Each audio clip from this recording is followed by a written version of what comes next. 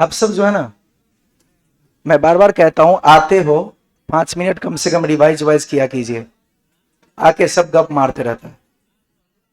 बताओ, आपसे ज्यादा तो मेहनत हम सब कर रहे हैं तुम्हारे लिए।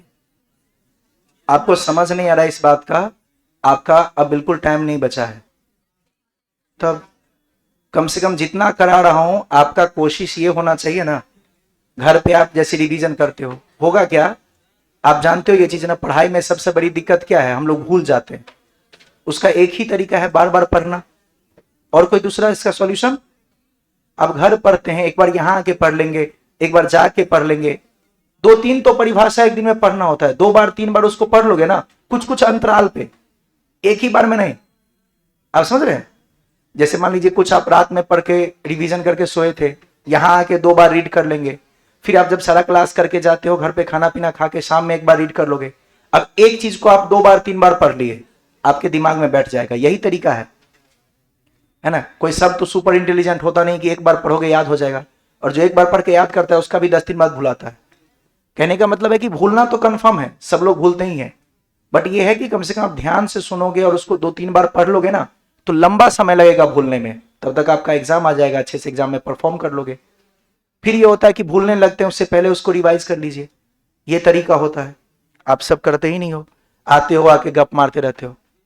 40 मिनट 50 मिनट का टाइम होता है, कम से कम सीरियसली 1-1 घंटा तो हर क्लास में दो। 10 मिनट आप रिवाइज करो, 50 मिनट हम पढ़ाएंगे, दोनों मिलकर काम हो जाएगा। ऐसे ही फिर अगला क्लास होता है, फिर से आप 10 मिनट उसको रिवाइज कर लीजिए। कम से कम ऐसे किया करो यार, आपके लिए बोल रहा हूं। मेरा क्या है, इतना दिन से आपको झेल रहा हूं, 10 दिन और या 40 दिन और, इसके बाद क्या है, इसके बाद तुम ही अपने जीवन में ठोकरे खाते रहोगे, तो कोई फायदा नहीं है। इसके बाद फोन करके पूछेगा सर अब क्या करें, हम कहेंगे आ जाओ एक बकरी खरीद देते हैं। देखो, इतना महंगा भैंस तो खरीद के दे नहीं पाएंगे, कहेगा तो बकरी दे देंगे 200-400 का खरीद के।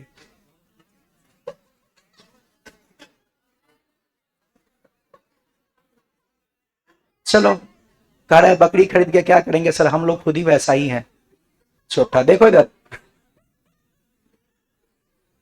ओए सुनिए, आप लोग को मैंने, ध्यान सुनो, आप लोग को मैंने पढ़ाया था बलाघूर्ण, पढ़ाया था। बलाघूर्ण को हमने सिद्ध भी किया था। सुनिएगा ध्यान से, ओए, ऑनलाइन होने की वजह से कुछ चीजें मुझे एक्स्ट्रा पढ़ाना पड़ता है आपको, क्योंकि ऑलरेडी क्रैश कोर्स आप कर रहे हो, तो रिवीजन में बहुत कुछ चीज को स्किप करके चलते हैं। लेकिन थोड़ा सा ना रिकॉर्डिंग की वजह से थोड़ा सा 2-4 चीज एक्स्ट्रा पढ़ाना पड़ता है, तो मैं उस चीज को आपको बार बार बोल देता हूं क्या, कि ये चीज करना है और ये चीज नहीं करना है। जैसे बल आघूर्ण है ना, सुनिएगा सब ध्यान से, आपको बल आघूर्ण का सिद्ध करके नहीं जाना है। आप सिर्फ बल आघूर्ण का क्या याद रखना, फॉर्मूला, इतना तो कर लोगे ना।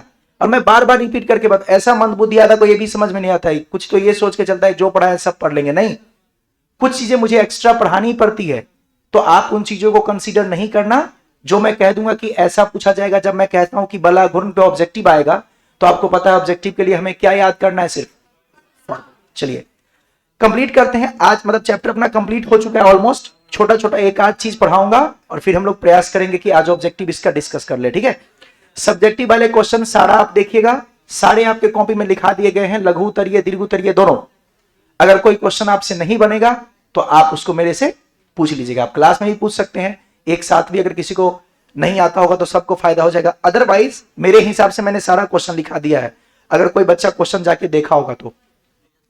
जो बच्चा को थोड़ा कम याद होता है, सुनिए, जिस बच्चे को थोड़ा याद करने में कठिनाई होती है, या बैठ के रीड करने में मन नहीं लगता है, या एक बार रीड करते हो और भूल जाते हो, वो बच्चा क्या करेगा, असाइनमेंट देख के जितना क्वेश्चन है ना, एक असाइनमेंट कॉपी बना के लिख लीजिएगा। आपने सुना होगा बचपन में, जब हम कोई चीज को लिखते हैं तो ज्यादा याद रहता है।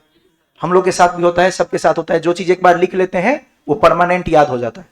तो आप उसको लिख भी सकते हैं, कोई दिक्कत नहीं है। चलिए सुनिए ध्यान से, थोड़ा सा रिवीजन करता हूं, पीछे से आगे बढ़ते हैं। फिर हम लोगों ने पिछले क्लास में पढ़ा था बल आघूर्ण। बल आघूर्ण को किससे सूचित करते हैं, इसका फॉर्मूला आया था पीई साइन थीटा, ये था पीई, और इसी को आपने क्या कहा था, P vector cross E vector, इसी को हम कहते हैं पी वेक्टर क्रॉस। ये आपको पूछा जाएगा ऑब्जेक्टिव में, तो क्या ऑब्जेक्टिव के लिए आप इतना फॉर्मूला नहीं याद रख सकते हैं। मैंने सिद्ध करना भी सिखाया था, लेकिन सिद्ध करने की कोई आवश्यकता मेरे हिसाब से इस बार के लिए तो बिल्कुल इंपॉर्टेंट नहीं है, तो आप सिद्ध नहीं कीजिएगा, सिर्फ फॉर्मूला को याद रखिएगा, ठीक है।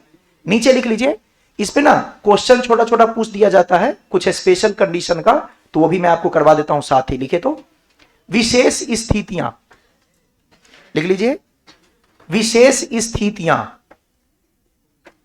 विशेष स्थितियां, हाँ बलाघुन के नीचे ही लिखना है विशेष स्थितियां। आप सब जानते हो, बहुत सारे बच्चे आसानी से कर लेंगे। आप मुझे बताओ तो, अगर दो चीज समांतर होती है तो उनके बीच का कोण, समांतर हो तो दोनों के बीच का कोण। अब सुनो क्या कहा जाएगा, अगर आपका P और E दोनों एक दूसरे के समांतर है तो आप थीटा कितना लेंगे। तो नीचे लिखिए पहला नंबर, विशेष स्थितियां में पहला नंबर लिखिए, यदि लिखिए विशेष स्थितियां में फर्स्ट नंबर लिखो, यदि द्विध्रुव आघूर्ण एवं विद्युत क्षेत्र, आप चाहो तो द्विध्रुव आघूर्ण को सिर्फ P भी लिख लीजिएगा, पूरा लिखने की कोई जरूरत नहीं है। यदि P वेक्टर एवं E वेक्टर, द्विध्रुव आघूर्ण एवं विद्युत क्षेत्र, द्विध्रुव आघूर्ण किसको कहते हैं, P को, और विद्युत क्षेत्र किसको कहते हैं। यदि P वेक्टर एवं E वेक्टर एक दूसरे के समांतर हो, एक दूसरे के समांतर हो, P एवं E एक दूसरे का क्या हो, समांतर का मतलब कौन बताओ, सभी बच्चों को पता है समांतर मतलब कौन, इसका मतलब थीटा का मान कितना डिग्री लेंगे, तो हो गया, नीचे लिख दिए थीटा बराबर 0 डिग्री।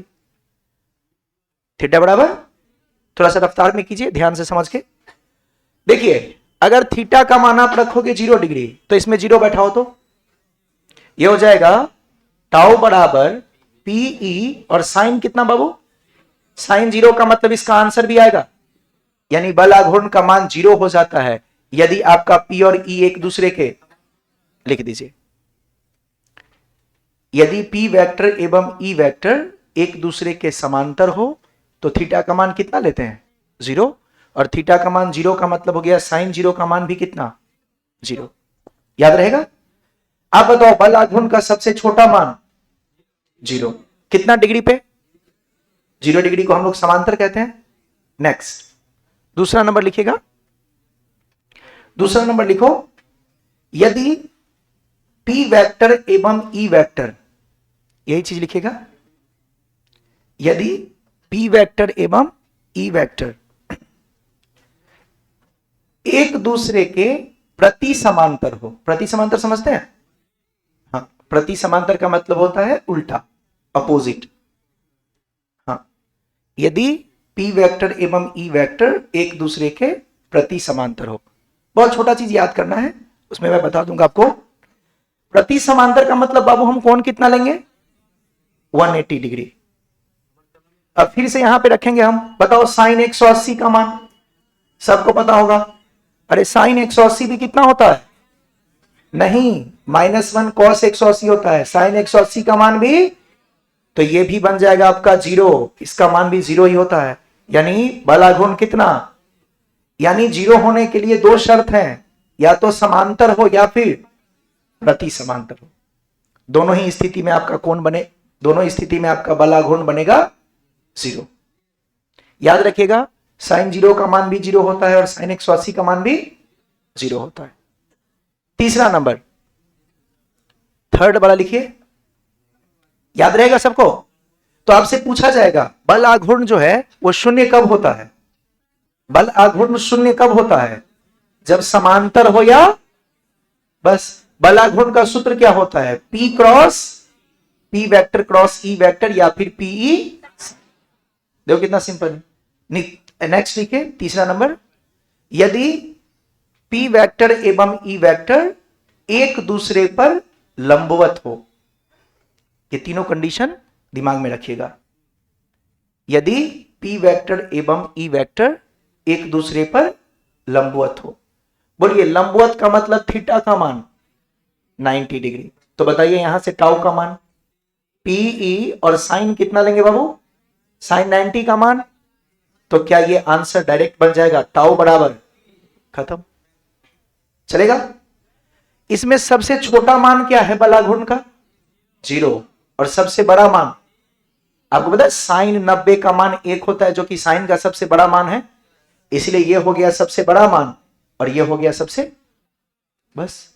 तो आपको ज्यादा नहीं याद रखना है। अब दो चीज याद रखिएगा, बला घूर्ण का सबसे छोटा मान 0 और बड़ा घूर्ण का सबसे बड़ा मान Pe। यही इसका तरीका होता है, चलेगा?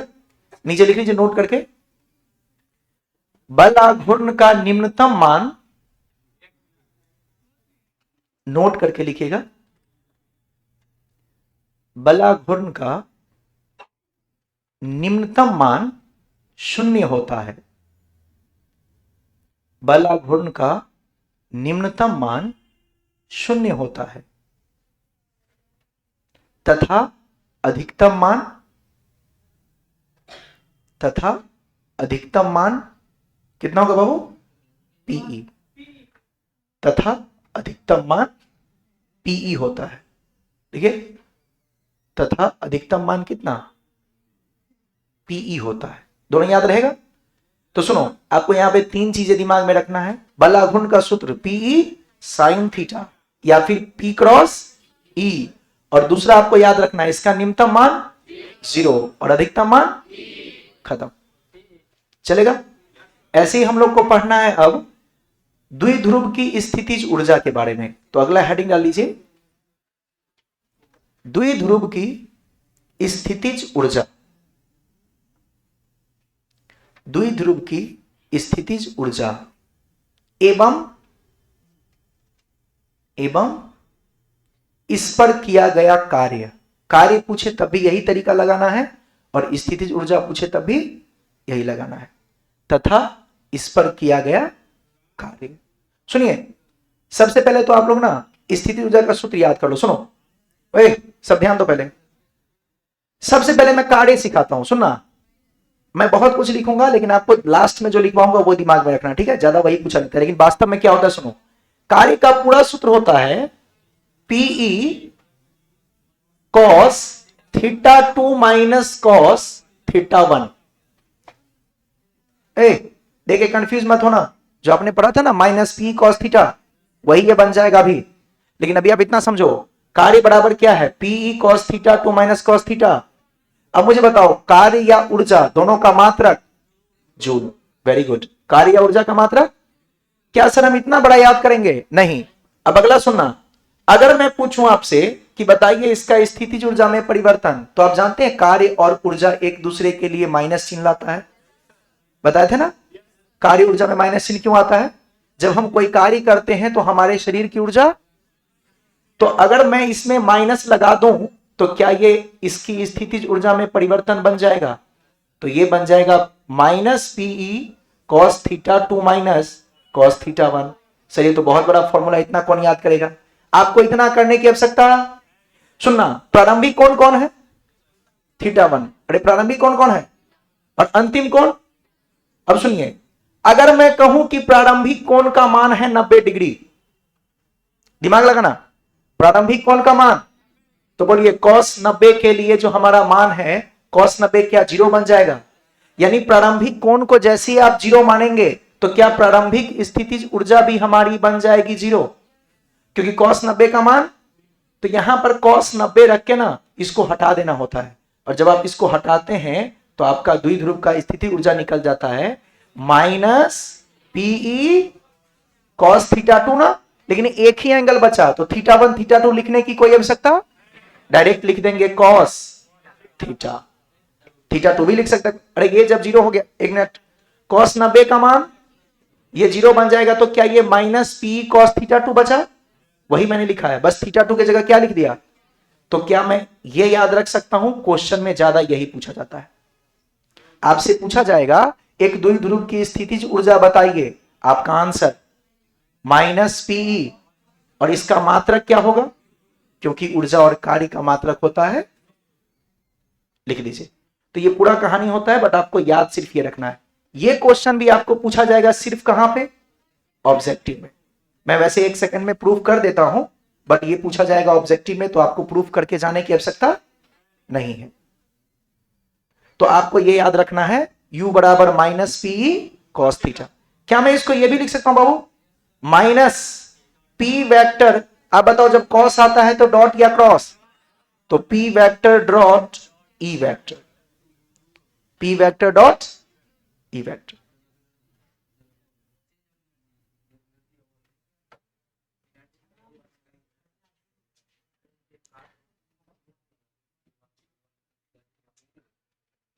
ये दोनों आप याद रखिएगा। ऑब्जेक्टिव में ये पूछा जाता है एक द्विध्रुव की एक समान विद्युत क्षेत्र में स्थितिज ऊर्जा क्या होती है। कुछ नहीं करना है, आपको ये वाला फॉर्मूला याद रखना है, माइनस पी कॉस थीटा या फिर माइनस पी वेक्टर डॉट, और मात्रक जूल होता है, आपको पता है। हाँ U1, अरे थीटा 1 क्या था, पहले जो ऊर्जा है, तो जब थीटा 1 का मान आप 90 रखेंगे तो पहली ऊर्जा कितनी हो जाएगी, 0, तो सिर्फ क्या बचेगा, अंतिम। अरे ये क्या है, स्थिति ऊर्जा में परिवर्तन ना, इसका मतलब फाइनल माइनस, तो इनिशियल क्या हो जाएगा, 0। आरंभ में हम क्या लेते हैं, हम स्थिति ऊर्जा जब किसी की निकालते हैं तो आरंभ की ऊर्जा को क्या मानते हैं, 0। इसीलिए तो आपने पढ़ा था विद्युत विभव अनंत से लाने में किया गया कार्य। हम अनंत का बात क्यों करते हैं, क्योंकि हम मानते हैं कि अनंत पे स्थिति ऊर्जा कितनी है, 0 है। यहां अनंत का बात नहीं किए क्योंकि हमको पता है 90 डिग्री पर ये खुद बन जाएगा 0, कॉस 90 का मान। खैर आप ये सब छोड़ो, उतना दिमाग मत लगाओ, आप ये दोनों याद करो, मैं जो कहता हूं उसको दिमाग में बैठाओ। आपसे पूछा जाएगा द्विध्रुव का स्थिति ऊर्जा, तो आप याद रखोगे माइनस पी या फिर माइनस पी वेक्टर डॉट। अब देखो यहां बच्चा क्या गलती करता है, बल आघूर्ण को और स्थिति ऊर्जा को ना मिक्स कर देता है। बल आघूर्ण में वहां था पी साइन थीटा, बल आघूर्ण में क्या था, और यहां है माइनस पी, दोनों में फर्क है, यस और नो, दोनों सेम चीज नहीं है। वहां होता है P vector cross E vector, यहां है माइनस पी वेक्टर डॉट, तो ये दिमाग में रखिएगा। चूंकि बात हम कर रहे हैं ऊर्जा का, तो ऊर्जा का मात्रक क्या, सिंपल। इसको मैं सिद्ध करके दिखाऊं, कर लेते हैं, लेकिन आपको एग्जाम के लिए उसको पढ़ने की आवश्यकता, लिख लीजिए। जब सारा चीज पढ़ाया हो तो एक छोटा सी चीज क्यों स्किप करो, लिखिए। माना कि, देखो फटाफट इसको थोड़ा प्रूव कर लेते हैं, फिर इसका एक दो ऑब्जेक्टिव देख लेंगे। माना कि एक द्विध्रुव जिसका द्विध्रुव आघूर्ण, माना कि एक द्विध्रुव जिसका द्विध्रुव आघूर्ण P बराबर, जिसका द्विध्रुव आघूर्ण P बराबर Q इंटू 12 है, जिसका द्विध्रुव आघूर्ण P बराबर क्या होता है, Q इंटू 12 है, जिसे एक समान विद्युत क्षेत्र में, देखिए, जिसे एक समान विद्युत क्षेत्र में, जितनी भी हम बात कर रहे हैं उसमें विद्युत क्षेत्र कैसा लेके चलते हैं, एक समान विद्युत क्षेत्र में थीटा 1 कोण से, कितना कोण बोले थे ना, हम क्या कर रहे हैं, द्विध्रुव को घुमाते हैं ना, तो थीटा 1 कोण से घुमा के कहां ले जाएंगे, थीटा 1 कोण से थीटा 2 कोण तक, देखिए थीटा 1 कोण से थीटा 2 कोण तक घुमाया जाता है, घुमाया जाता है, घुमाया जाता है। तो इस पर किया गया कार्य, तो इस पर किया गया कार्य, तो इस पर किया गया कार्य इस प्रकार होगा। देख लीजिए, जिसको रिवाइज करना हो करना, नहीं करना हो तो इसको प्रूफ को रिवाइज करने की भी कोई खास जरूरत।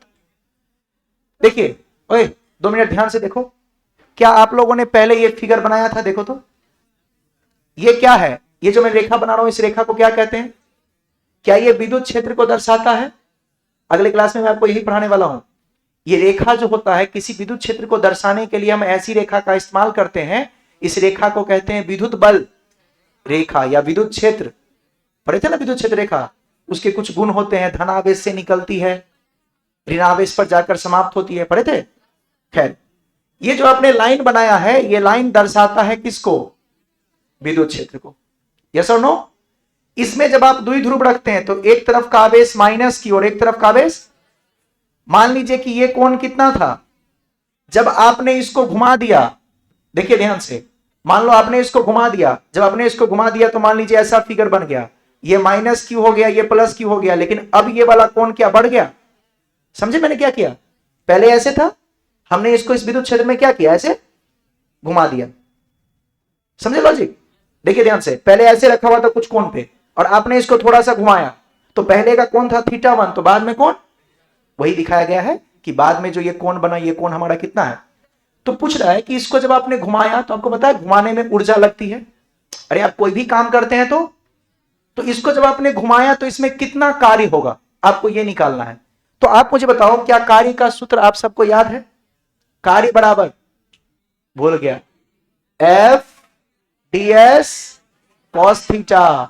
अरे आपने जो पढ़ा है पी वाला, वो तो इसका फाइनल निकल के आया था, लेकिन बचपन में आपने कार्य का सूत्र 9th में ही पढ़ा होगा, 11th में भी बल गुणे विस्थापन कुछ ऐसा नहीं पढ़े थे, तो था एफ डी एस। लेकिन यहां पर हम, बल का मतलब होता है किसी वस्तु को चलाना, हम यहां पर चला नहीं रहे हैं, यहां पर हम, और घुमाने के लिए बल के जगह पे कौन आता है? बलाघूर्ण। अरे बल का वो प्रभाव जो किसी वस्तु को घुमाता है उसे क्या कहते हैं? जैसे जब आप दरवाजा खोलते हैं तो बताइए दरवाजा चलता है कि घूमता है? इसका मतलब दरवाजा पर जो आप बल लगाते हैं वो बल नहीं है, वो बल बन गया है बलाघूर्ण।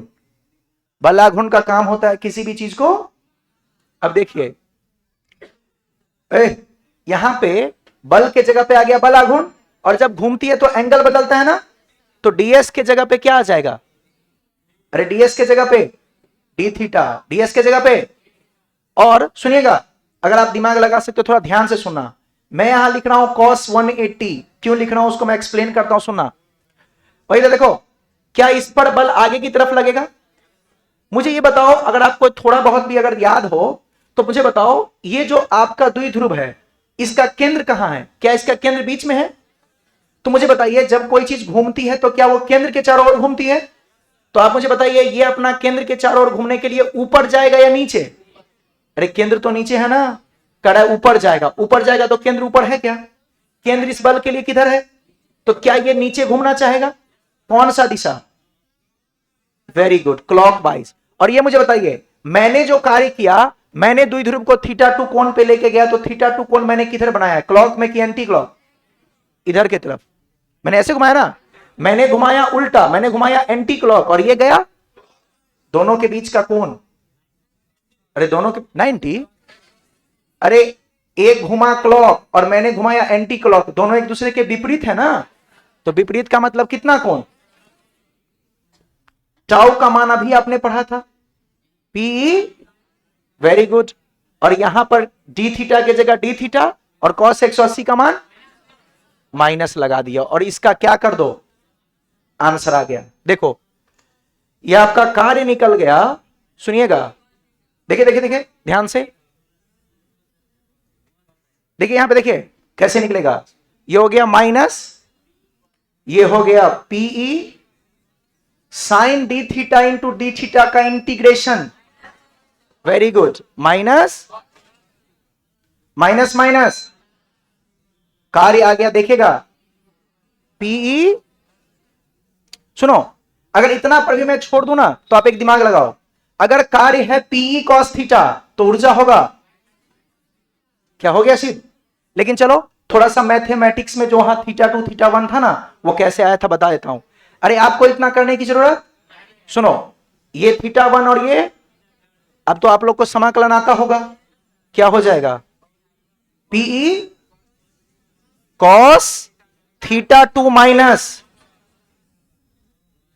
Cos theta. देखिए क्या हमने यही कार्य प्रूफ किया था? अगर कोई पूछे इसकी स्थितिज ऊर्जा में परिवर्तन, माइनस पीई कॉस θ2 माइनस, क्या ऐसे भी लिख सकते हैं? और इसी में मैंने कहा था, अगर θ1 का मान कितना ले लिया जाए, 90, और u1 का मान कितना, तो यही u बन गया था माइनस पीई कॉस, और इसी को हम कहते हैं माइनस पी वेक्टर डॉट, खत्म। खैर ऐसे ये प्रूफ होता है समाकलन की मदद से। आपको लिखना है तो लिखो, नहीं लिखना है तो लिखने की भी कोई जरूरत, जिस बच्चे को आता है नहीं पूछेगा, पूछेगा नहीं, मैंने कह दिया नहीं मतलब, अगर सुनो मैंने कह दिया नहीं और मान लो एग्जाम में आ गया तो क्या होगा? अपने आप वो प्रश्न मिट जाएगा। देखो स्वैग है भाई, इसका मात्रक जूल। अरे ये ई कैसे हो गया?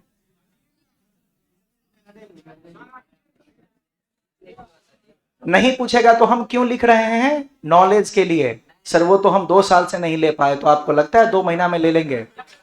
नहीं लगता नहीं है, लेकिन मैं सोच रहा हूं तुम्हें तो नॉलेज आया नहीं, मैं ही अपनी नॉलेज थोड़ा बहुत।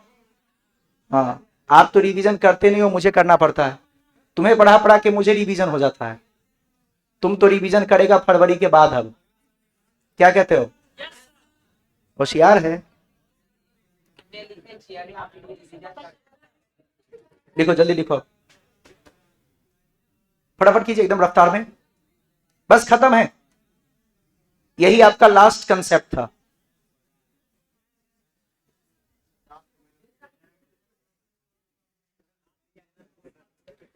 आप सब बिहार बोर्ड वाले बच्चे सिर्फ क्या याद करेंगे? इसका फॉर्मूला। आपसे पूछेगा द्विध्रुव का स्थितिज ऊर्जा, आपका आंसर होगा कुछ हो ना, माइनस पी कॉस थीटा, या फिर P vector dot E vector. Minus P cos theta या फिर पी वेक्टर डॉट, सिंपल। आसान ही तो था। आरंभ में हमने ऊर्जा 0 मान लिया।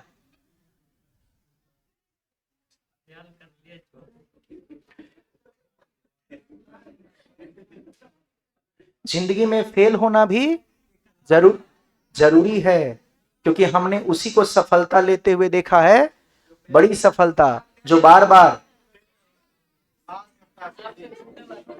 सर तब तो अच्छा है, अगर 3-4 बार हम 12 में फेल हो जाए तब तो टॉप कर जाएंगे। हो जाएगा, पूछो कैसे? 3-4 बार पढ़ने के बाद तुमको सब जबरदस्ती याद हो जाएगा, नहीं चाहते हुए भी नहीं हो जाएगा, फिर बड़ी सफलता। इसीलिए कहा गया है बड़ी सफलता उसे ही मिलती है जो बार बार। तो क्या कहते हो? तो क्या कहते हो, इस बार करवा दिया जाए? अपना रोल नंबर रोल कोड भेज देना।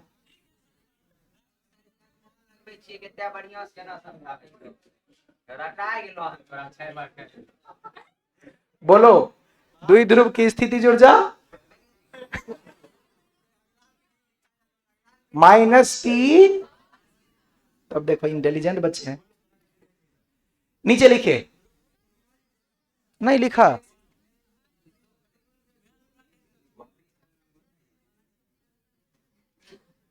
लिखो, तुमसे बहुत समय लगा था लिखने में, अब ना मुझे लगता है लिख के ही लाना पड़ेगा। पहले समझा देंगे, बैठ के छापते रहना।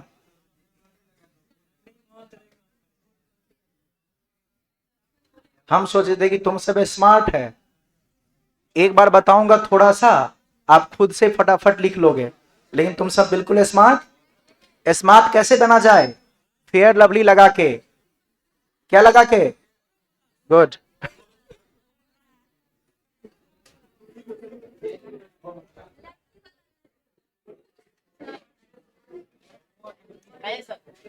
लड़की वाला क्रीम है, खड़ी लड़की वाला है। हम लड़का लड़की में कोई भेदभाव, तब हम नए पीढ़ी के लोग हैं।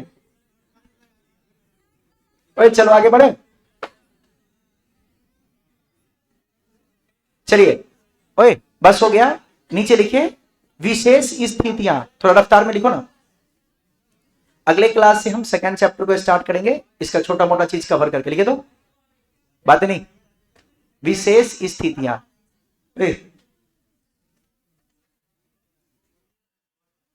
अब टाइम नहीं है, थोड़ा सा एंजॉय करो, पढ़ने लगो। सुनिए, विशेष स्थितियां, देखिए पहला, पहले जैसा ही सब कुछ लिखना है, लिखे तो।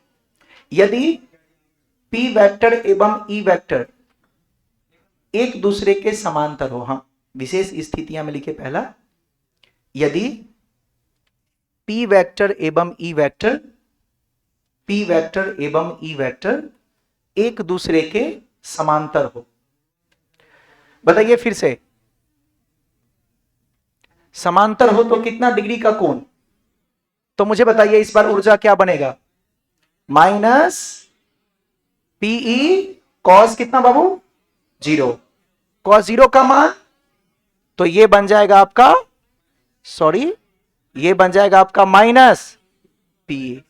अरे माइनस पी, यानी सुनना, क्या ये वाला आंसर माइनस में आया?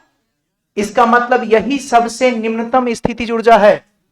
क्या ये 0 से भी छोटा है? अरे ये 0 से छोटा है कि नहीं?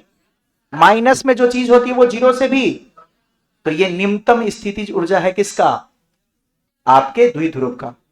लिखिए, अगला लिखिएगा। हाँ, सेकेंड पॉइंट उसी में, विशेष स्थितियां का सेकेंड पॉइंट, यदि द्विध्रुव आघूर्ण यानी पी वेक्टर लिखो सीधा, यदि पी वेक्टर एवं ई वेक्टर, यदि पी वेक्टर एवं ई वेक्टर क्या हो? बताइए, प्रति समांतर हो। बोलिए कौन कितना बाबू? 180। कॉस 180 का मान अब होगा -1, जो आप उस समय बता रहे थे। u बराबर माइनस पीई कॉस 180। ये सुनिए, माइनस पीई कॉस 180 का मान माइनस, क्या ये बन गया p? तो बताइए क्या ये प्लस में आया? तो ये सबसे मैक्स है, अरे सबसे अधिकतम स्थितिज ऊर्जा कितनी? P, और सबसे निम्नतम -P। अच्छा ये बताओ तो, कोई भी चीज ज्यादा अस्थायी कब होता है? जब स्थितिज ऊर्जा अधिकतम हो तब, या निम्नतम हो तब? निम्नतम हो तब। पूछा गया था एक बार क्वेश्चन, द्विध्रुव अस्थायी कब होगा? जब उसकी ऊर्जा क्या होगी? तो निम्नतम मतलब कितना डिग्री का कोण, यानी समांतर के लिए। ठीक है, चलिए अगला लास्ट लिखिए, यदि P वेक्टर एवं E वेक्टर, यदि P वेक्टर एवं E वेक्टर एक दूसरे पर लंबवत हो, एक दूसरे पर लंबवत हो। लंबवत का मतलब कितना डिग्री कोण? U बराबर -PE और साथ में कितना? cos 90। लंबवत मतलब थीटा का मान, बोलिए cos 90 का मान 0। स्थितिज ऊर्जा जब 0 होती है तब वो लंबवत होती है द्विध्रुव आघूर्ण और विद्युत क्षेत्र। P वेक्टर और E वेक्टर जब लंबवत होता है ना, तो वहां पर उसकी स्थिति ऊर्जा कितनी आती है? 0। याद रहेगा, नोट करके लिख लीजिए। तो सबसे ज्यादा स्थितिज ऊर्जा कितना?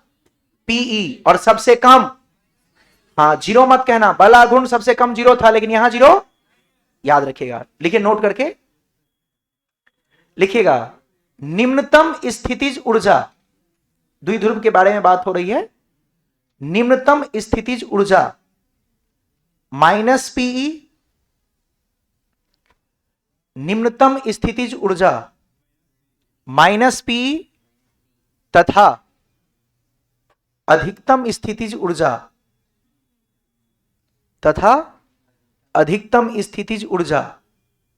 Pe, अधिकतम स्थितिज ऊर्जा Pe होता है। तो इतना पॉइंट, बल आघूर्ण निम्नतम कितना था? 0, और अधिकतम कितना था? P। इसका भी अधिकतम P है, लेकिन इसका निम्नतम 0, इसका निम्नतम है माइनस। बस, चलिए भाग रहा है। लिखो नेक्स्ट, बस हो गया खत्म। एक दो छोटा छोटा डेफिनेशन बच गया है, वो लिखवा देता हूं। लिखिए तो, विशिष्ट आवेश, नाम सुने हैं? क्या होता है विशिष्ट आवेश? अरे आवेश बट्टे द्रव्यमान, यानी प्रति इकाई द्रव्यमान में उपस्थित आवेश को कहते हैं विशिष्ट। लिखिए इसका परिभाषा फटाफट लिख लीजिए। विशिष्ट आवेश, उसमें लिखिएगा प्रति इकाई द्रव्यमान में उपस्थित, छोटा छोटा डेफिनेशन लिख लीजिए फटाफट। प्रति इकाई द्रव्यमान में उपस्थित आवेश को विशिष्ट आवेश कहते हैं। विशिष्ट आवेश कहते हैं। क्या बनेगा सूत्र? लिख लीजिए, विशिष्ट आवेश बराबर Q बट्टे M। बहुत बार क्वेश्चन पूछा है, इलेक्ट्रॉन का विशिष्ट आवेश कितना? जानते हो आप सब ना? लिख लीजिए विशिष्ट आवेश बराबर Q बट्टे M। विशिष्ट आवेश बराबर Q बट्टे M। नीचे लिखिए इलेक्ट्रॉन का विशिष्ट आवेश, बहुत बार पूछा है और आपके ऑब्जेक्टिव में भी मैं दिया हूं, बहुत सारे बच्चों को याद भी होगा। लिख लीजिए इलेक्ट्रॉन का विशिष्ट आवेश। अच्छा, इलेक्ट्रॉन का विशिष्ट आवेश कैसे निकालेंगे? इलेक्ट्रॉन का आवेश बटे इलेक्ट्रॉन का द्रव्यमान। इलेक्ट्रॉन का आवेश कितना बाबू? 1.6 into 10 to the power minus बटे उसका द्रव्यमान 9.11 into 10 to the power minus. इसको जब आप हल करेंगे तो क्या आता है? 1.76 इंटू 10 टू दी पावर 11। इसका मात्रा क्या होगा? आवेश का कूलम्ब और द्रव्यमान का, तो इसका होता है कूलम्ब बटे। याद रखिएगा इलेक्ट्रॉन का इंपॉर्टेंट है। कई बार ये लिखा रहता है क्वेश्चन में 1.76 के जगह 1.8 भी लिखा रहता है, तो आप देख लीजिएगा ऑप्शन जो आपको लगे इसके निकट, उसको आपको टिक करना है। एक परिभाषा और है, बस हो गया, आखिरी परिभाषा ही है, अब कुछ नहीं है। कितना होता है इलेक्ट्रॉन का विशिष्ट आवेश? 1.76 इंटू 10 टू दी पावर 11। विशिष्ट आवेश का मतलब आवेश बटे द्रव्यमान, आवेश बटे। Well done. नेक्स्ट, आपको एक छोटा सा चीज पीछे स्किप हो गया था तो वो लिखवा दे रहा हूं। आप लोग नाम सुने थे समविभव पृष्ठ। समविभव पृष्ठ का मतलब जहां विभव, सम का मतलब समान और विभव का मतलब वही वोल्टेज, तो ऐसा पृष्ठ जिसके सभी बिंदु पर विभव। लिख लीजिए समविभव पृष्ठ। समविभव पृष्ठ, सम का मतलब समान है ना।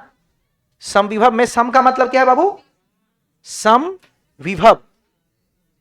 ओए सब लोग देखिए तो, इस सम का मतलब क्या है? सम का मतलब है समान। यस और नो? यानी अगर विभव हर जगह पे समान हो तो उसे क्या कहेंगे? समविभव पृष्ठ। लिखिए वैसी पृष्ठ या सतह, वैसी पृष्ठ या सतह, वैसी पृष्ठ या सतह जिसके, वैसी पृष्ठ या सतह जिसके सभी बिंदुओं पर, जिसके सभी बिंदुओं पर विभव, सभी बिंदुओं पर विभव समान होती है, समान होती है। समान का मतलब हर जगह बराबर, उसे समविभव पृष्ठ कहते हैं। ओए मान लीजिए ए बिंदु का वोल्टेज है VA, तो क्या VB वोल्टेज भी A के बराबर होना चाहिए? क्या C का वोल्टेज भी बराबर होना चाहिए? जितना भी आप बिंदु लेंगे सबका वोल्टेज क्या होना चाहिए बाबू? अगर ऐसा है हर जगह का वोल्टेज सेम है तो उसे कहेंगे सम। अच्छा सुनो तो एक लास्ट बात, किसी भी दो बिंदु के बीच का विभवांतर, विभवांतर समझते हो? विभव का अंतर, दोनों अगर समान है तो अंतर मतलब घटाओ, दोनों को जब घटाएंगे तो कितना आएगा? नीचे लिख लीजिए पॉइंट, नोट करके लिख लो, नोट करके 2 पॉइंट लिख लीजिए। पहला पॉइंट बताओ, ओए हर जगह विभव समान है ना, तो दो बिंदु के बीच का विभवांतर लिखेगा किसी भी दो बिंदुओं के बीच, लिख लीजिए समविभव का बात हो रहा है, किसी भी दो बिंदुओं के बीच विभवांतर, किसी भी दो बिंदुओं के बीच विभवांतर शून्य होता है। किस पृष्ठ पर? समविभव पृष्ठ पर। किसी भी दो बिंदुओं के बीच विभवांतर तथा दो बिंदुओं के बीच किया गया कार्य भी, ऑब्जेक्टिव में बहुत बार पूछा है, क्योंकि विभवांतर शून्य हो गया इसका मतलब उसका ऊर्जा शून्य हो गया, दो बिंदु के बीच, तो कार्य भी क्या होगा? लिखिएगा तथा दो बिंदुओं के बीच किया गया कार्य भी क्या होता है बाबू? शून्य होता है। याद रहेगा, समविभव पृष्ठ पे किया गया कार्य, अरे समविभव पृष्ठ पे दो बिंदुओं के बीच किया गया कार्य शून्य होता है, दो बिंदुओं के बीच का विभवांतर, लेकिन हर जगह का विभव समान होता है। कई बार बच्चा फ्लो में यह भी कह देता है कि विभव भी शून्य होता है। विभव शून्य, विभव समान होता है और विभवांतर शून्य हो। बस आपका यह चैप्टर अब पूर्ण रूप से फिनिश।